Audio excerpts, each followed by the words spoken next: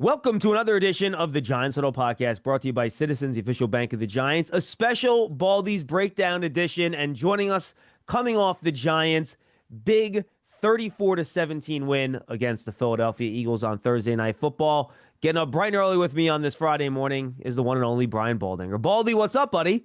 Hey, John, good Friday morning. I mean, what a performance.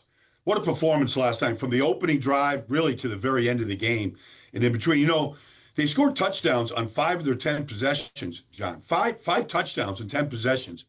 And you can't say enough about what Jaxson Dart and Cam Scatterbo are doing to the team, the organization, to the city, to the fans. It's really something to watch. Yeah, and Baldy, and that's where I kind of want to start because, look, the Giants have beaten teams and they've surprised teams over the course of the last few years, even when they have not played very good football overall. But, you had some, all right, well, they had a kickoff return. They had, they had a bunch of takeaways. The other team didn't show up and they just played poorly. Yeah, This was just the Giants outplaying the Philadelphia Eagles. The Eagles put up 17 points in the first half. The yeah, Giants scored 5 touchdowns on a short week with a yeah. rookie quarterback against the Vic Fangio defense. Now, I know they had some of their guys hurt. I get all that. But I don't remember the last time I really just saw a Giants team outplay legitimately in many facets a Yeah. good team like the Eagles.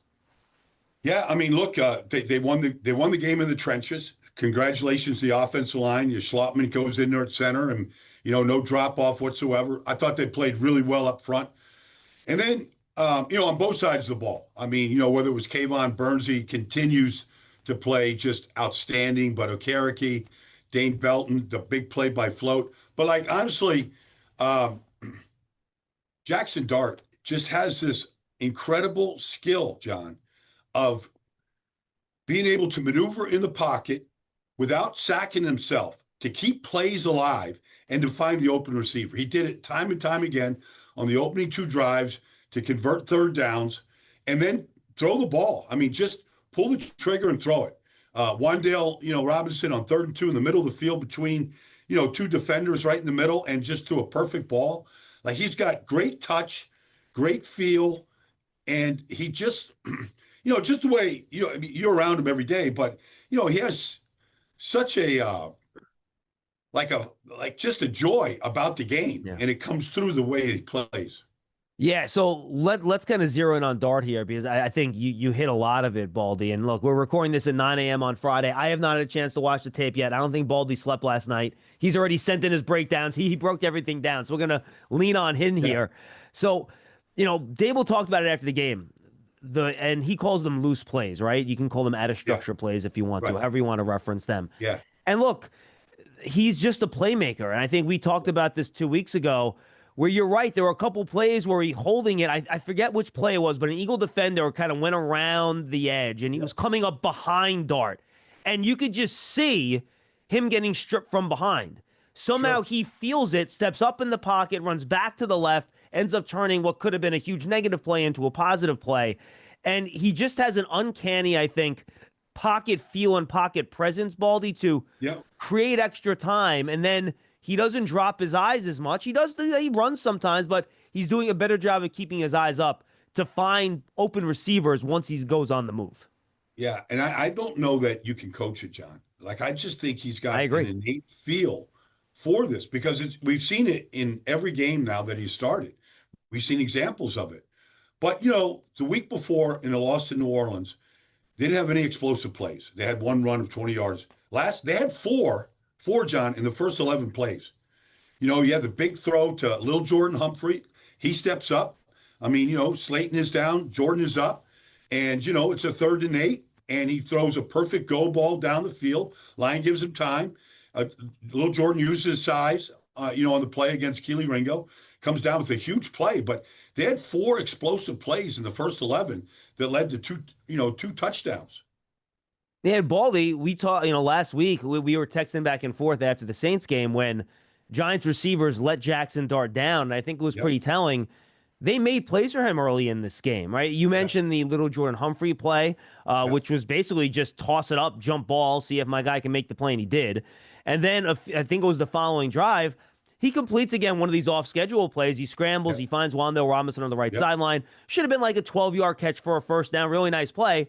Oh, wait, but then Wanda Robinson breaks a tackle, Yep. runs another 22 yards for a touchdown. So what should have been a short gain ends up being a long gain for a touchdown.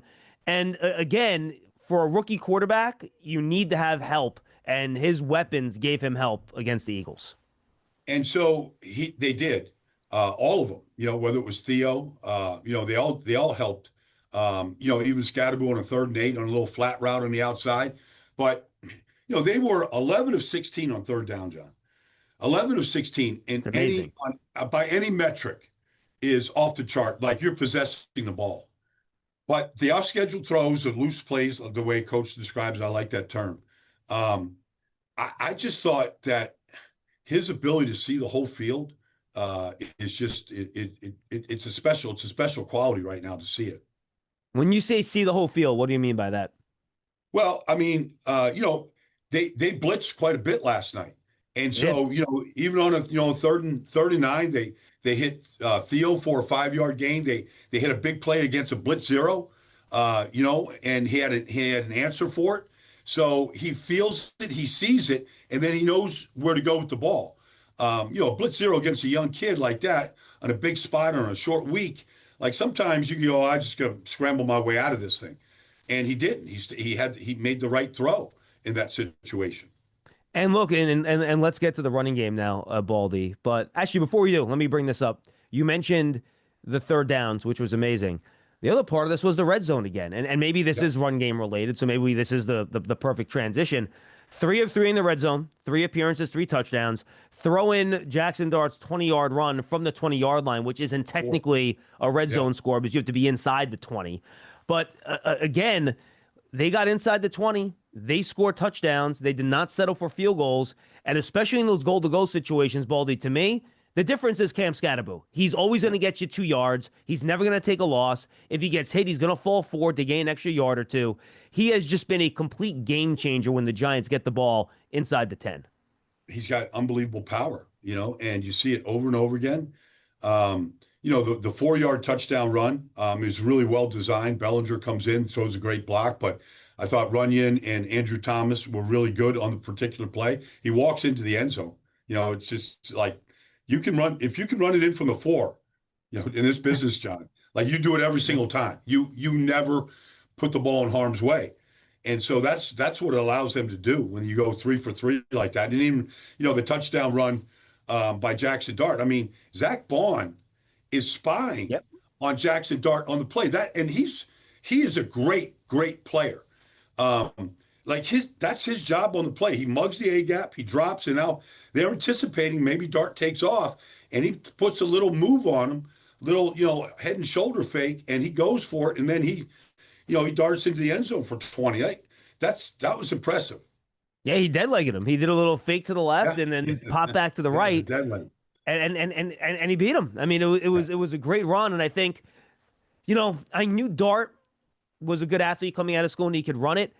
I didn't know he was as elusive as he's showing in the NFL, because we've seen that a couple times where guys have a beat on him and he's able to make a guy miss in the open field and turn, on a 3rd and 12, maybe a 7-yard run into a 15-yard run. And look, I don't know how sustainable it is with the amount of hits he's taken. He was in concussion protocol again in this game. He cleared it, luckily, and he was back on the field.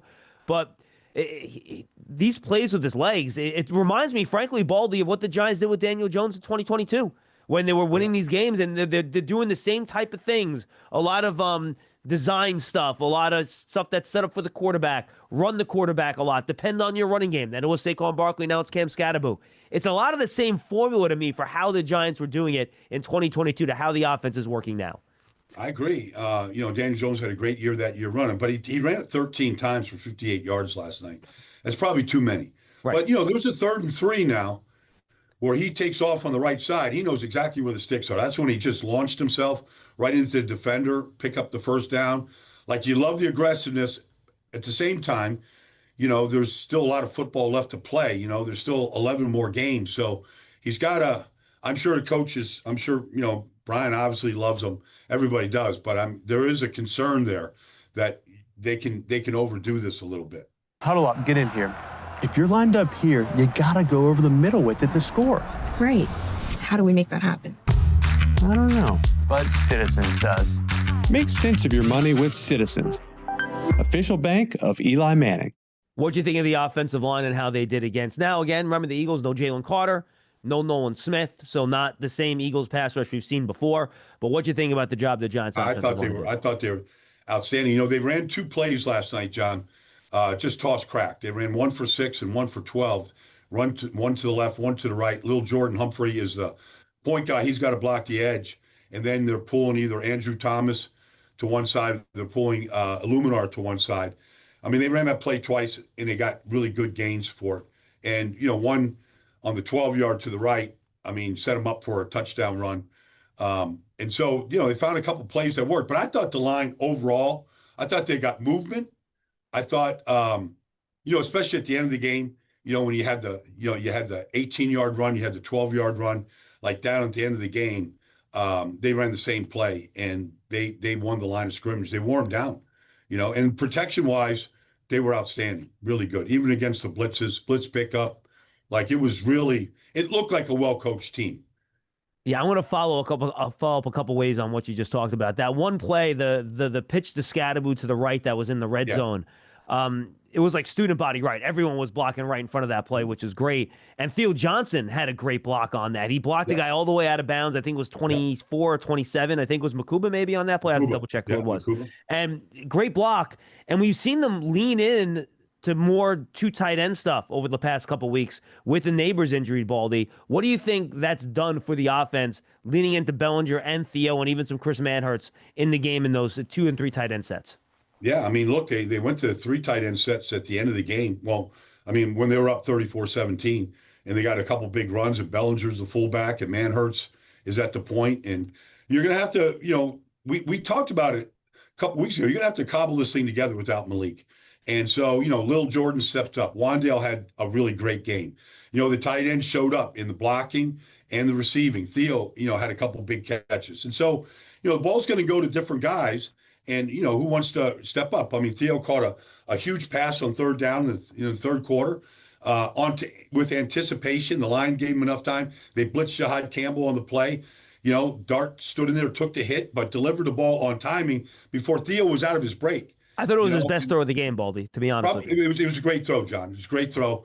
I put it in the breakdown. But that throw, there's, you know, it's a good route, but it's kind of a sail route where you clear on the outside and, you know, and Theo's on the inside. But the throw was perfect, and he hit him right in stride. He's probably a little obstructed, probably doesn't get a clean look at it because he's got a guy right in his face, and he takes the hit. But, I mean, it's a big-time play by a young player. And Baldy, final one on the offense here before we shift over to the defense. Just the impact of Andrew Thomas, man. I mean, we've seen it. It has transformed this offensive line. And look, I have to rewatch it, and I don't want to be hyperbolic. And we've seen maybe better individual games, but this could be the best 3-game stretch I've seen from a Giants offensive line in like half a decade. That's how good they've been the last 3 weeks, at least in my opinion. Well, you know, the best compliment you could tell Andrews, nobody ever mentions his name. Right. Like no penalties, like the level of consistency. You know, the Eagles obviously have, you know, 2 good tackles, but I mean, the level of consistency that Andrews playing with, he doesn't say much to begin with. He doesn't, you know, but it is, you know, there's, you know, you guys, Darius Smith out there, Josh Uche, you know, Ozil. I mean, there's guys out there, but I mean, he's just so steady, John, so steady. And in the run game, he's moving people. And, you know, it's just fun to see after the Scadaboo touchdown, the 4-yard run, just to see Andrew Thomas skipping into the end zone, you know, like just enjoying himself. Like it looks fun. Like they really put a pretty good stretch together. Enter for your chance to watch a Giants road game in MetLife Stadium with a special appearance by Eli Manning, courtesy of Citizens, the official bank of Eli Manning and the New York Giants. For details and to enter, visit awaygamewatchparty.com by November 1st. All right, Boldy, let's jump to the defensive side of the ball. And Cordell Flott appears to have seized and won the starting quarterback spot. He played across from Paulson Adebo. He played all but 3 snaps in this game. Yep. And he catches a break on that Jalen Hurts overthrow to Devontae Smith when I think he was playing cover 2 and everyone else was playing man on that play. Yeah. I thought somebody was behind him. Yeah, and no one was. He had no safety help. But then later in the game, Jalen Hurts, not enough velocity, a little bit late on a quick out. I think that might have been a cover zero play ball. You can correct It me was if a I'm blitz wrong. zero. But he, Blitz but he, zero, but he, exactly right. but he jumps And around and he then, gets the pick. Shane dialed it up. And, and Jalen saw it, and he thought he could get the ball, on the outside to Dotson, I believe. And Yep. really, Flott, he played it perfectly. He sat on the upfield shoulder. He clued the quarterback, saw the route, and then he jumped it. And it was a great individual play. And it was the play of the game defensively. There's a lot of other great plays. But that, the Eagles are driving. It's 27-17. They're driving, and they could easily make this a one-score game. They're in scoring position as it is, whether they kick a field goal or score a touchdown. They can easily make it a one-score game, and there's a lot of time left. And so you basically finish the game with that play. They go down and score the final touchdown. After that, sets the offense up, and then you blow it open. But that individual play, probably the biggest individual play of the season so far. Yeah, absolutely. And then later in the game, Dame Belton, a little cherry on top on another takeaway, punches the ball out. Yeah, well, I mean, you win the turnover battle, okay? You win it 2-0. You're going to win games, John. You're going to win it. Now, you can't always score 34 points, but you win the turnover battle, you win games in this league. If you win it by 2, like the percentages just go up, immeasurably. But but that's Dame Belton's out there playing. He's been productive when he's been on the field since he's been here, whether it's special teams, defense, whatever. But yeah, AJ Dillon, is trying to get the first down, and he punches it out, and the ball's on the ground. They recover it, and you just finish the game out at that point. Yeah, and look, I don't think there's any coincidence, Baldy. And Tom Coughlin used to love the turnover margin stats, where +1 you're at 70%, +2 you're at 85%, +3 you're like 95%, and the Giants were -5 last week. No surprise they lost that game, by the way.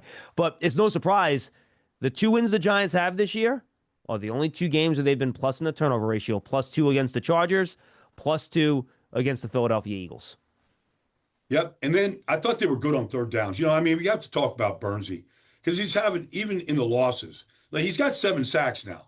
And, in 6 games like that, he's on a record pace right now. But regardless of that, just the way he's playing the game, like he's playing the game with high energy and intensity. I thought Kayvon played really well last night, strong against the run. Like you could tell he's stronger this year, John, than in any other, earlier in his career. He worked to get stronger. He's stronger at the point. He's attacking a trap block on the outside. He just completely destroys Tyler Steen to make a play on Saquon for a 2-yard loss.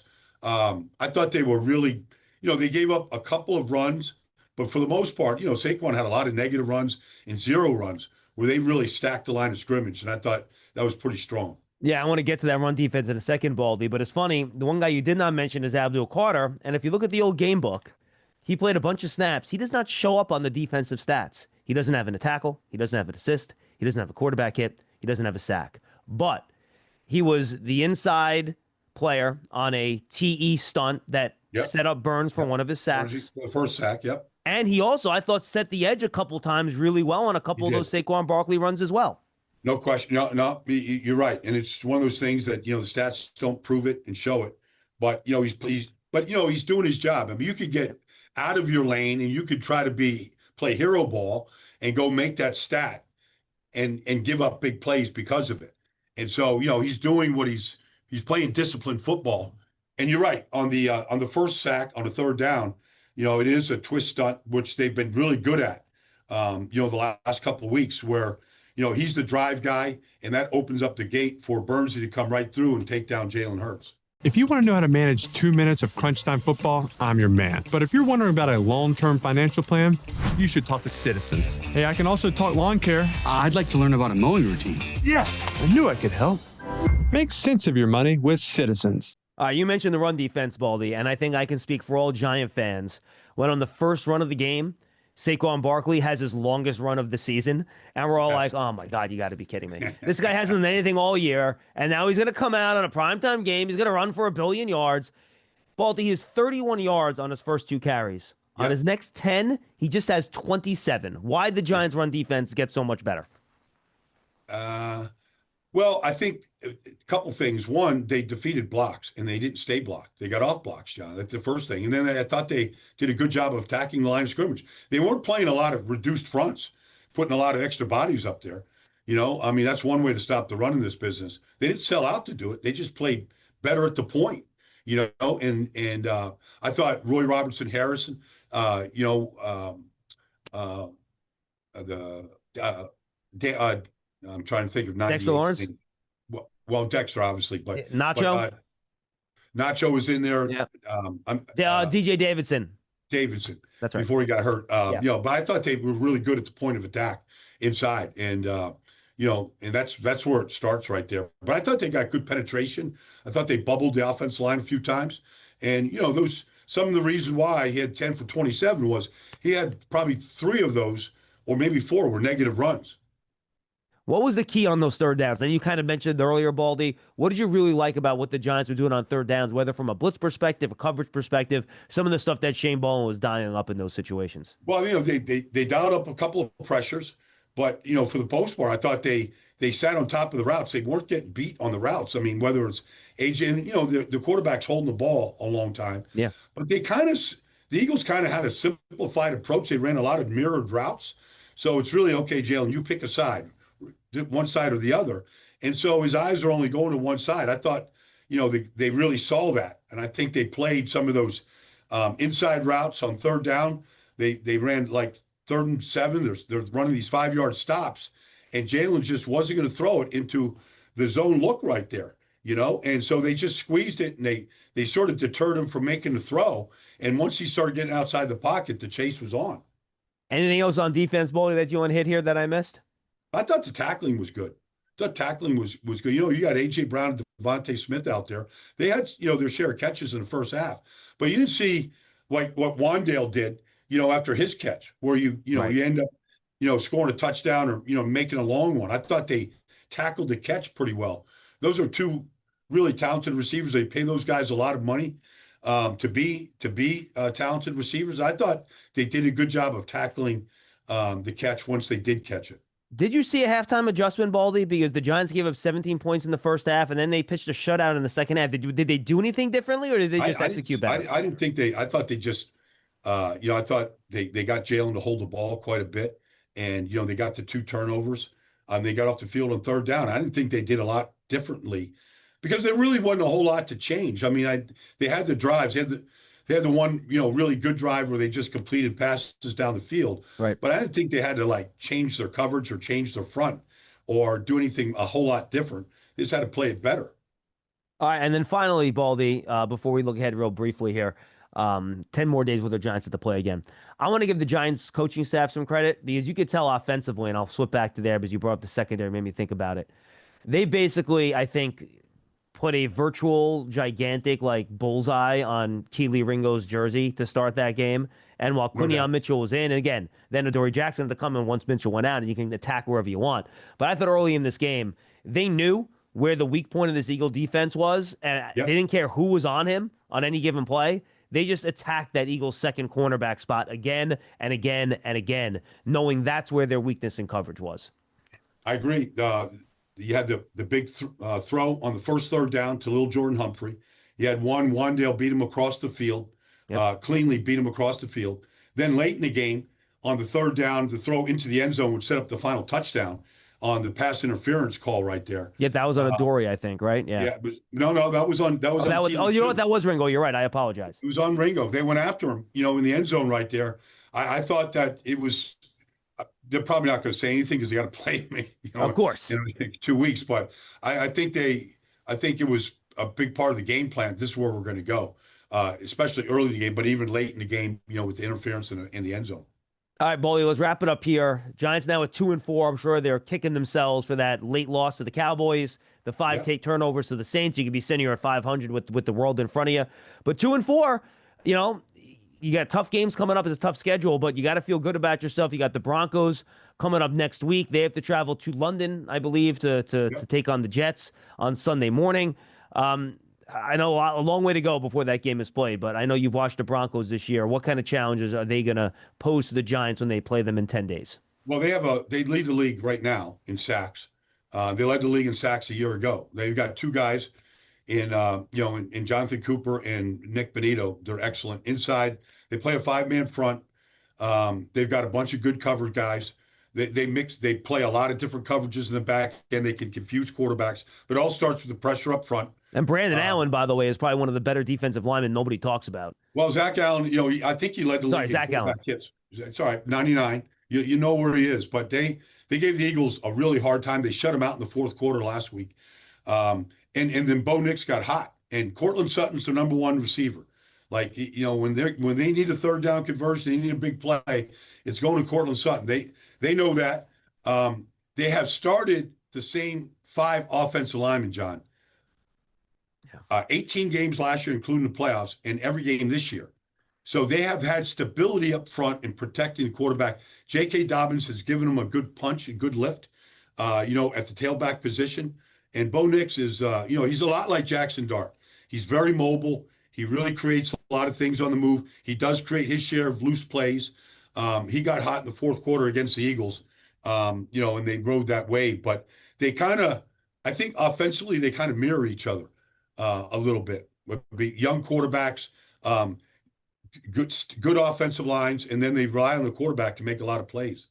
Yeah, I mean, that Bronco offensive line, I think they've allowed the lowest pressure rate in the league so far this year, and they did the same last year. They've been wonderful, and then guys like Patrick Surtain in the secondary. They have some really, really good players.